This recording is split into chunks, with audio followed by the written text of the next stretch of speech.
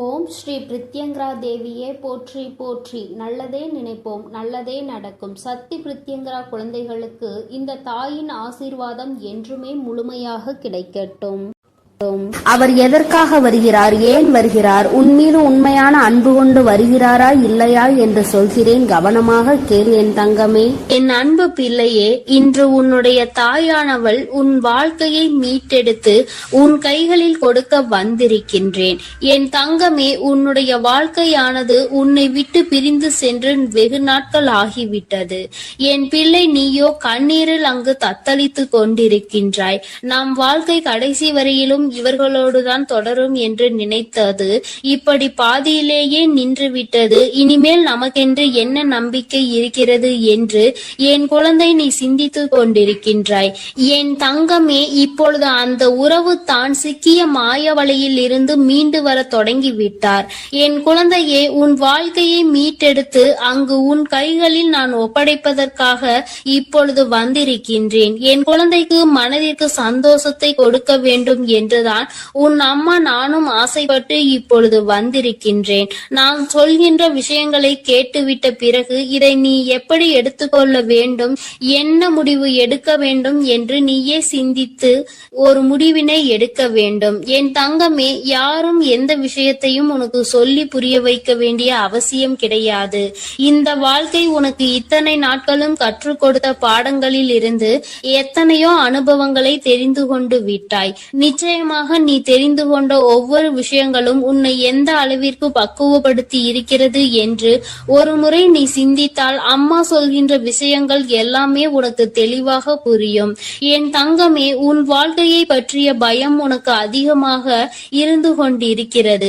ஒருவரை சார்ந்து வாழ்ந்ததனால்தான் இன்று அந்த உறவு உன்னை விட்டு பிரிந்து செல்லும் பொழுது உன்னால் அதனை ஏற்றுக்கொள்ளவும் முடியவில்லை. தனியாக நின்று இந்த வாழ்க்கையை உன்னால் சமாளிக்கவும் முடியவில்லை. பிரச்சனைகள் தொடர்ந்து வந்து கொண்டே இருப்பதால் இந்த வாழ்க்கையில் என் பிள்ளை நீ தவித்து நின்று கொண்டிருக்கின்றாய். உன்னுடைய தவிப்பு அடங்குவதற்கு முன்பாகவே இன்று இந்த தாயானவள் உனக்கான அந்த உறவை மீட்டு மீண்டும் உன்னிடத்தில் ஒப்படைக்க வந்திருக்கின்றேன். அதற்கான நல்ல வாக்கினை கொண்டு என் தங்கமே நான் வந்திருக்கின்றேன். அதனால் இந்த பதிவினை முழுமையாக கேள். என் தங்கமே, உன்னை விட்டு பிரிந்து சென்ற உறவு எங்கே சென்றது, அங்கே அவர்களுக்கு என்ன நேர்ந்தது என்பதையும் முழுமையாக நீ தெரிந்து கொள்ள வேண்டும். ஏனென்றால் இந்த வாழ்க்கையில் அவர்கள் கற்று தேர்ந்த சில விஷயங்களை நீ தெரிந்து கொள்ள வேண்டும் அல்லவா?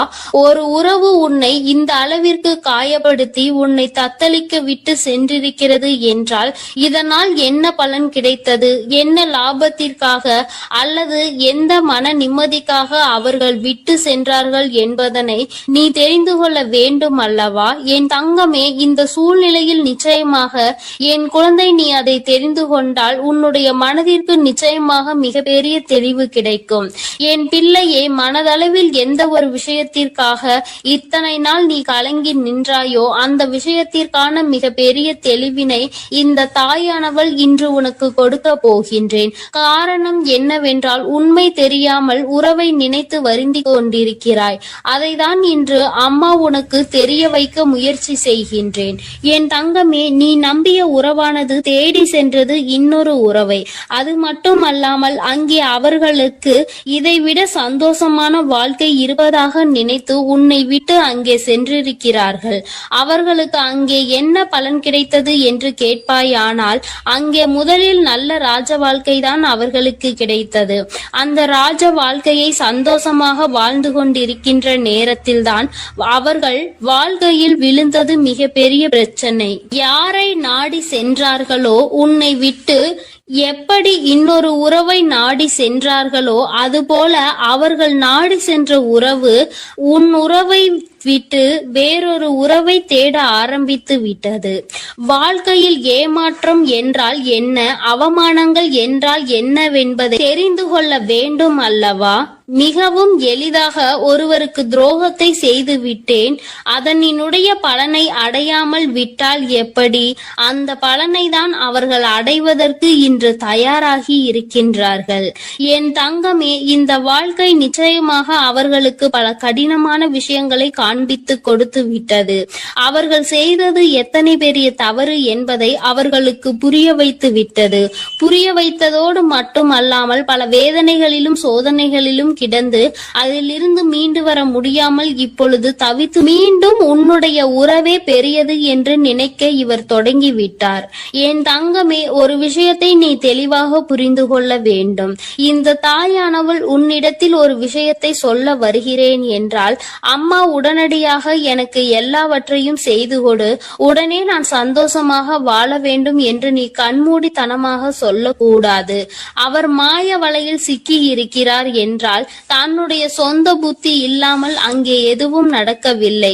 தன்னுடைய வாழ்க்கை, அதிலும் தன்னை நம்பிய ஒரு உறவு, தன்னை விட்டால் யாருமே அந்த உறவுக்கு இல்லை என்கின்ற நிலை, இந்த நிலை எல்லாம் உணர்ந்த பிறகும் கூட ஒருவருக்கு துரோகத்தை செய்ய முடிகிறது என்றால், இவர்கள் மீண்டும் உன்னை நாடி வந்து உன்னோடு இருக்கும் பொழுது வேறு ஒரு உறவை தேடினால் அதனால் தவறு யார் மேல் வரும் என்பதை ஒருமுறை நீ சிந்தித்து பார். உண்மையான அன்பிற்கு துரோகத்தை செய்ய நினைத்தவர்கள் நாளை எந்த விஷயத்தையும் உனக்கு செய்ய துணிவார்கள் என்பதை நீ மறந்து விடாதே. இவர்கள் நினைப்பதை நடத்துவதற்கான இடத்தை நீ கொடுக்க கூடாது. ஒரு முறை ஒரு தவறு உன் வாழ்க்கையில் நடந்து விட்டது. இதிலிருந்து மீண்டு வர முடியாமல் நீ தவித்து நின்று கொண்டிருக்கின்றாய். என் தங்கமே, அப்பேற்பட்ட சூழ்நிலையில் அதே உறவு மீண்டும் ஒன்றை சொன்னால் அதை நம்புவதற்கு நீ முட்டாளாக இருந்து விடாதே. மாய வலையில் இருந்து மீண்டும் பேசுவதற்கு அவர்களுக்கு சுயமாக வேறு காரணங்கள் வரத்தான் செய்யும். ஒருவர் வாழ்க்கையை கெடுத்து இன்னொருவருக்கு சந்தோஷத்தை கொடுக்க நினைக்கின்ற உறவுகள் தன்னுடைய சுயநலத்தை மட்டுமே முன்னெடுத்து வைக்கின்றார்கள். உறவுகள் ஒரு நாளும் வாழ்க்கையில் உனக்கு தேவை கிடையாது என்பதை முதலில் நீ புரிந்து கொள். என் தங்கமே, நீ ஒவ்வொரு நாளும் இதனால் அழுது அழுது எந்த அளவிற்கு என் தங்கமே இந்த தாயானவள் முன் நீ புலம்பிக் கொண்டிருந்தாய் என்பதை ஒரு நிமிடம் சிந்தித்து பார். எப்பொழுதுமே உனக்கு நல்லதை மட்டுமே எடுத்துச் சொல்வேன்.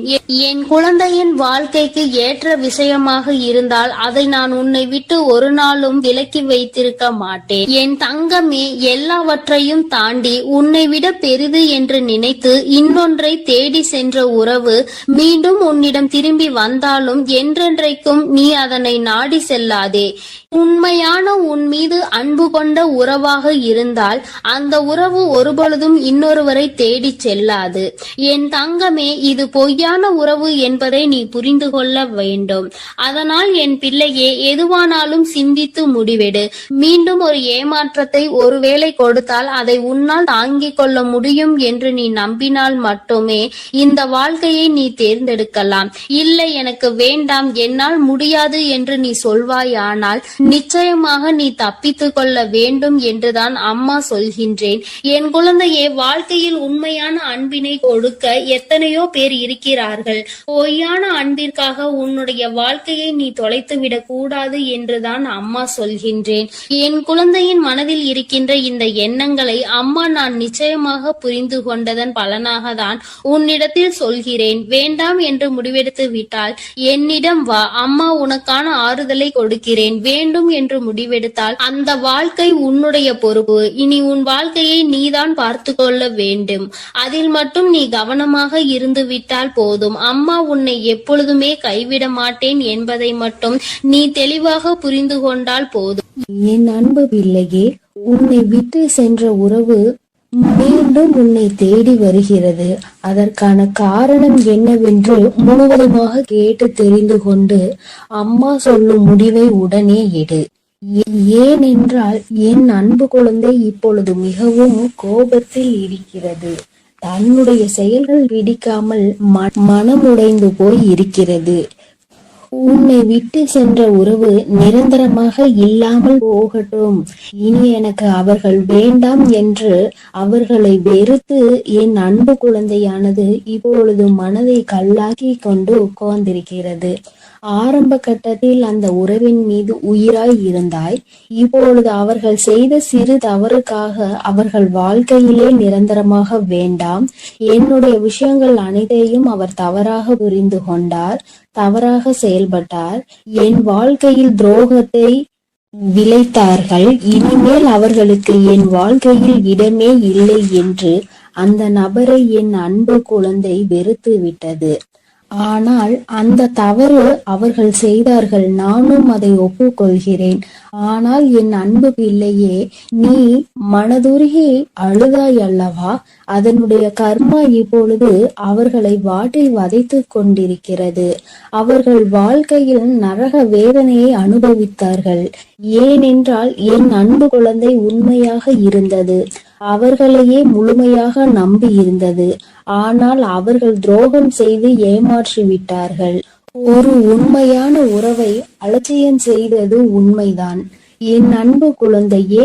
ஆனால் அவர்கள் பட்ட துன்பம் இருக்கிறதே, அது நரக வேதனை. தினம் தினம் உனக்கு செய்த துரோகத்திற்காக கர்ம வினை அவர்கள் வாழ்க்கை முழுவதுமே நடந்து கொண்டிருக்கிறது. சில காலத்திலே நல்லது எது, கெட்டது எது, நல்ல உறவு எது, பொய்யான உறவு எது என்று உன் உறவானது புரிந்து கொண்டது. உன் தாயானவள் அதை தெரியப்படுத்தி விட்டேன். ஆனால் சில நேரங்களில் என் அன்பு குழந்தையை உறவை இழந்து விட்டோம். நம் வாழ்க்கையில் மறுமுறை அந்த உறவு கிடைக்காதா என்று சில நேரங்களில் நீ சிந்திக்கிறாய்.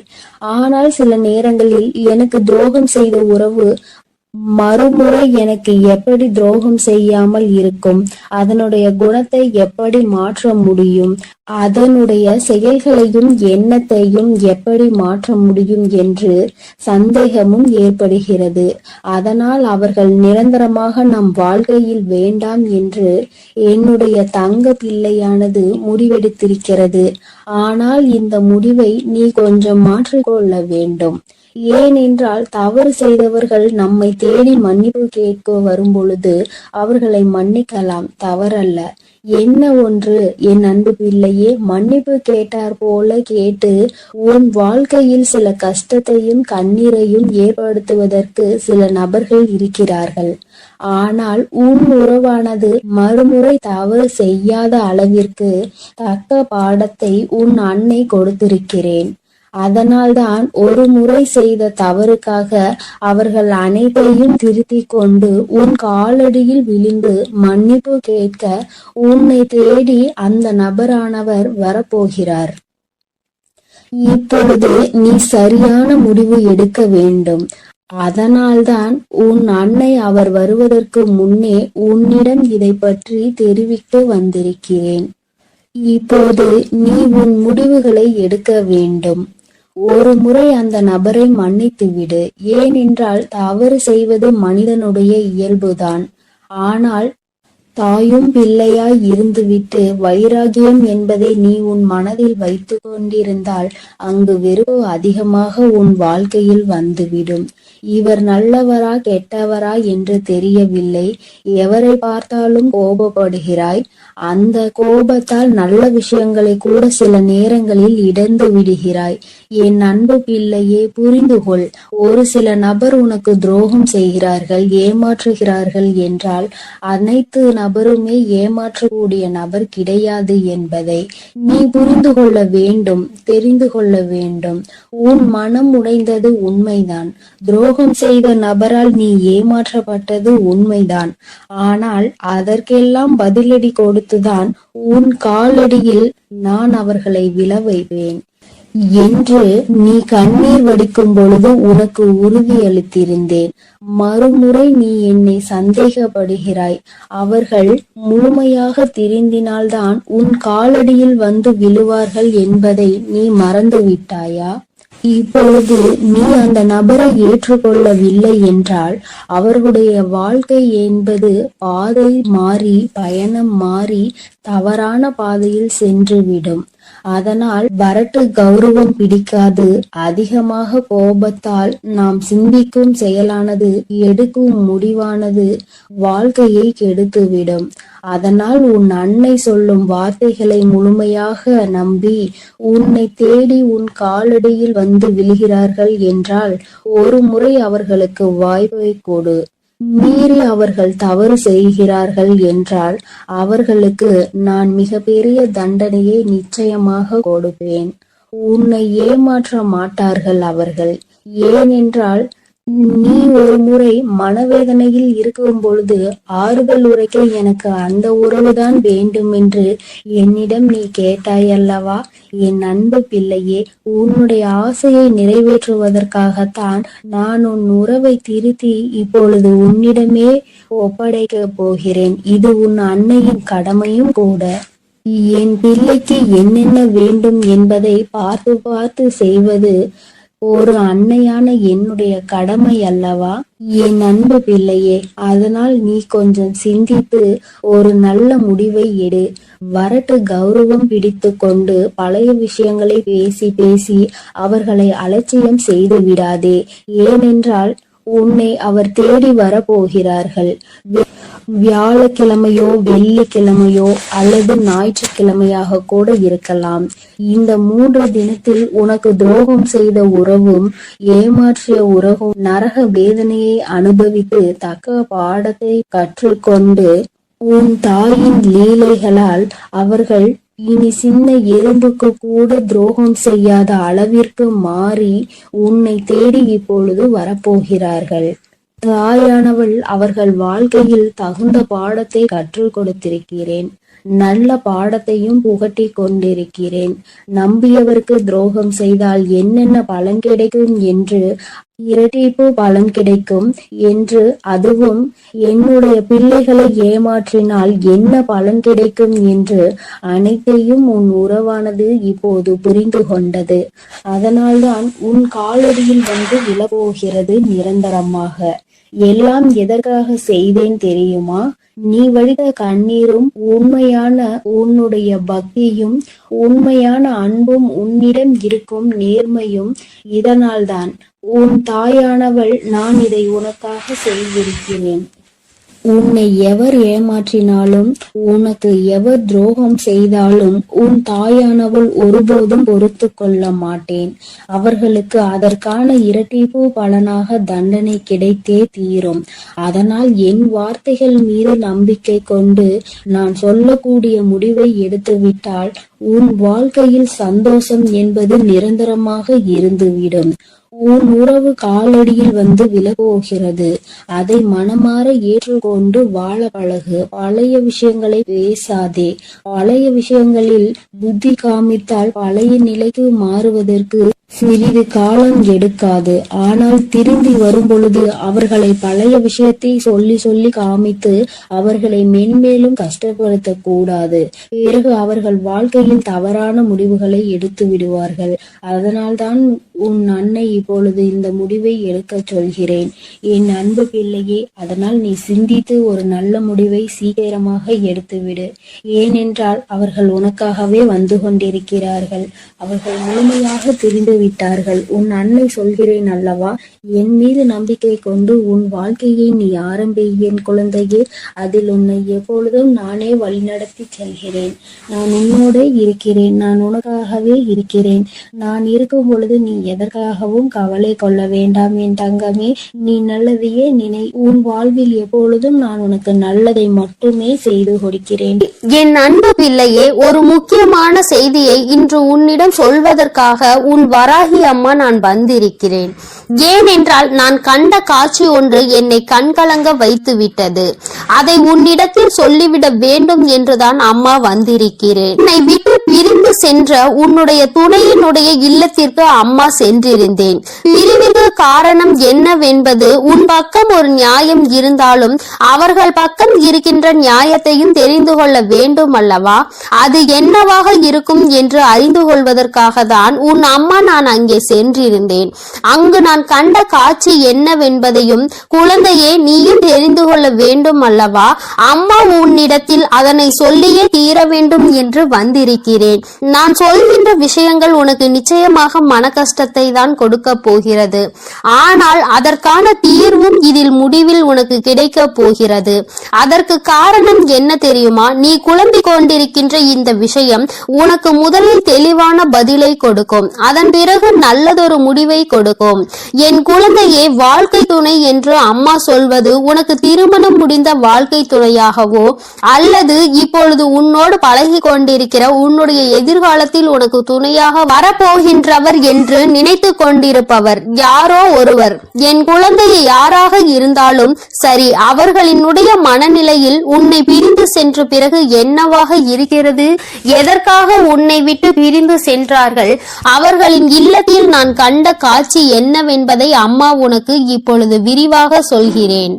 என் குழந்தையே, ஒரு முறை உன்னுடைய மனதினை ஒருநிலைப்படுத்தி இந்த வராகியை அன்போடு நினைத்துக்கொள். எந்த விதமான கலக்கமும் உனக்கு தேவையில்லை. எல்லாவற்றிற்கும் உன் தாயானவள் நான் இருக்கிறேன் என்பதை நீ புரிந்து கொண்டால் போதும். என் தங்கமே, நானும் உன் துணையினுடைய மனதில் என்ன இருக்கிறது என்று தெரிந்து கொள்ள சென்றேன். அங்கே உன்னுடைய துணை என் மனதை தவிர மற்றவர்களின் மனதில் என்ன இருக்கிறது என்பதை அறிந்து கொண்டு உன் அம்மா இப்பொழுது வந்திருக்கிறேன். என் தங்கமே, யார் யார் என்ன நினைக்கிறார்கள் என்பதை முதலில் சொல்கிறேன். அதன் பிறகு ஏன் உன் துணை இப்படி ஒரு முடிவை எடுத்தது என்பதை நீ புரிந்து கொள்வாய். என் தங்கமே, உன்னுடைய துணையின் இல்லத்தில் இருக்கின்றவர்கள் உனக்கு எதிராக இருக்கிறார்கள். அவர்களின் மனதில் உன்னை பற்றிய தவறான எண்ணங்கள் இருக்கிறது. அதற்கு காரணம் நீ பேசிய சில வார்த்தைகள். நீ பேசியது நியாயமாகவே இருந்தாலும், உன் பக்கம் நியாயம் இருந்தாலும் அது அவர்கள் பக்கம் தவறாக தான் தெரிகின்றது. ஏனென்றால் எல்லோருமே தான் நினைப்பதுதான் சரி என்று நினைக்கிறார்கள் அல்லவா? அவர்களினுடைய எண்ணங்களும் அப்படிதான் இருந்து கொண்டிருக்கிறது. என் தங்கமே, அது மட்டும் அல்ல, அவர்களுக்குள் ஏற்பட்ட அந்த எதிர்மறையான எண்ணத்தை உன்னுடைய துணையின் மனதில் விதைத்து கொண்டிருக்கிறார்கள். அதிகமாக உன்னுடைய துணையின் மனதில் தேவையில்லாத விஷயங்களை கலந்து கொண்டிருக்கிறார்கள். உன்னுடைய துணையோ தவறாக உன்னை பற்றி நினைப்பதற்கு என்னென்ன வழிகள் இருக்கிறதோ அத்தனை வழிகளையும் அவர்கள் கொடுக்கும் பொழுது இவரும் அப்படி இல்லை என்று சொல்லாமல் அந்த விஷயத்தை காது கொடுத்து கேட்டுக்கொண்டிருக்கின்றார். என் தங்கமே, உன்னுடைய வாழ்க்கையில் இது போன்ற ஒரு விஷயம் நடக்கிறது என்னும் பொழுது என் குழந்தை அதை உன்னால் ஏற்றுக்கொள்ள முடியாது என்பது நான் நன்கு அறிந்த விஷயம்தான்.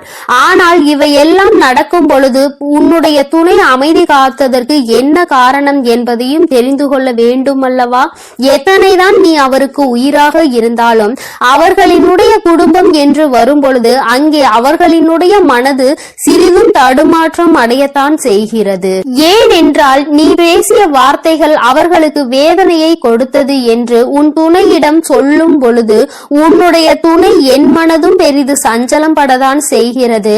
நம்முடைய வாழ்க்கை துணையாக காலம் முழுவதும் வரக்கூடியவர்கள் இப்பொழுதே நம் குடும்பத்தினருக்கு இடையே இத்தனை பிரச்சனைகளை ஏற்படுத்தி விட்டால் நாளை எப்படி இங்கே வந்து ஒற்றுமையாக இருக்க முடியும் என்று அவர்கள் நினைக்கிறார்கள்.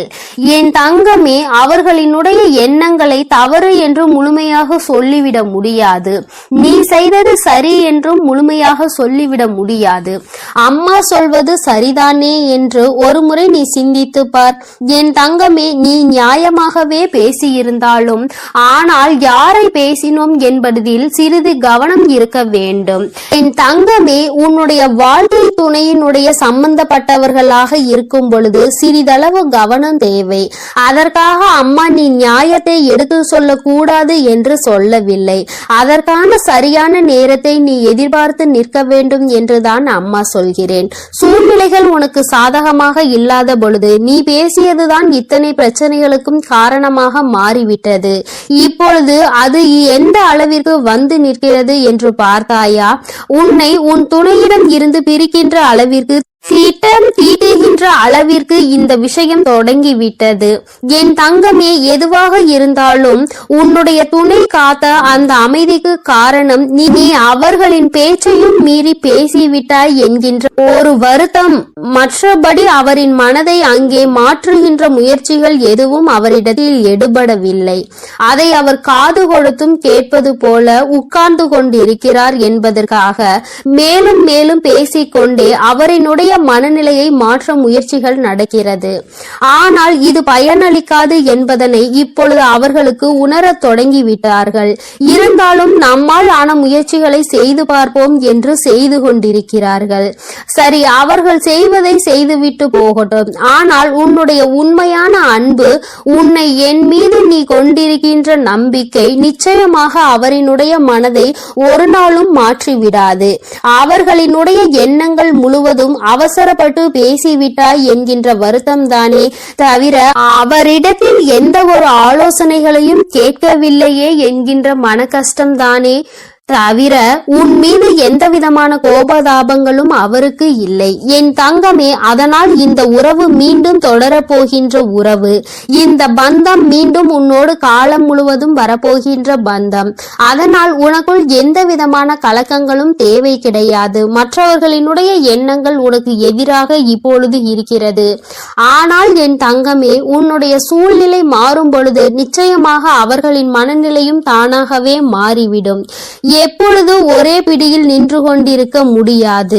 அவர்களுக்கு அவரவர்கள் குடும்பத்தில் இருக்கின்றவர்களின் வாழ்க்கை முக்கியமானதாக தோன்றும் பொழுது தேவையில்லாமல் அடுத்தவரின் விஷயத்தில் தலையிடக்கூடாது என்ற எண்ணம் தோன்றும். அதற்கு அவர்கள் வாழ்க்கையில் இது போன்ற ஒரு சம்பவம் நடக்க காத்து கொண்டிருக்கிறது. அதிலிருந்து நல்ல பாடத்தை கற்றுக்கொண்டு வந்து உன் வாழ்க்கையில் தலையிடக்கூடாது என்பதை நிச்சயமாக புரிந்து கொள்வார்கள்.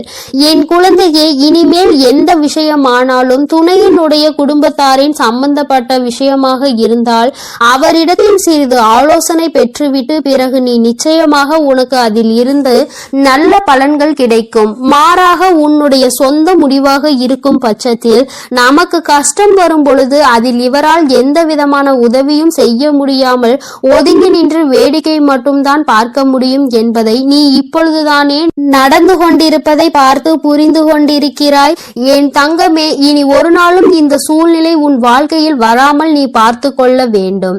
உன்னை சுற்றி நடக்கின்ற விஷயங்கள் எல்லாம் எதை சார்ந்தது என்பதை நீ புரிந்து கொள்ள வேண்டும்.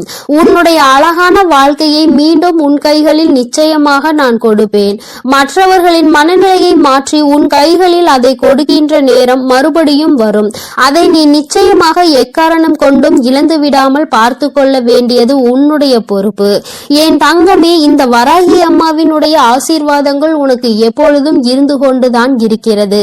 ஆனால் உன்னுடைய வாழ்க்கை உன் கையில் தான் இருக்கிறது என்பதை நீ மறந்து விடாதே. சர்வ நிச்சயமாக இந்த வராகியானவள் கொடுத்த வாக்கினை நிச்சயமாக நிறைவேற்றி காட்டுவாள். நான் உன் வாழ்க்கையை உன் கைகளில் கொடுக்கிறேன் என்று சொல்லி இருக்கிறேன் அல்லவா? சர்வ நிச்சயமாக உன் வாழ்க்கையை நான் உன் கைகளிலேயே ஒப்படைப்பேன். அதுவரையிலும் நீ சற்று பொறுமையாக நம்பிக்கையோடு காத்திருந்தால் மட்டும் போதும். நடப்பது எல்லாமே என் அன்பு குழந்தைக்கு இந்த சக்தி பிரித்யங்கராவின் அன்பும் ஆசீர்வாதமும் முழுவதுமாக கிடைக்கும். ஓம் ஸ்ரீ பிரித்யங்கரா தேவியே போற்றி போற்றி. ஓம் ஸ்ரீ பிரித்யங்கரா தேவியே போற்றி போற்றி.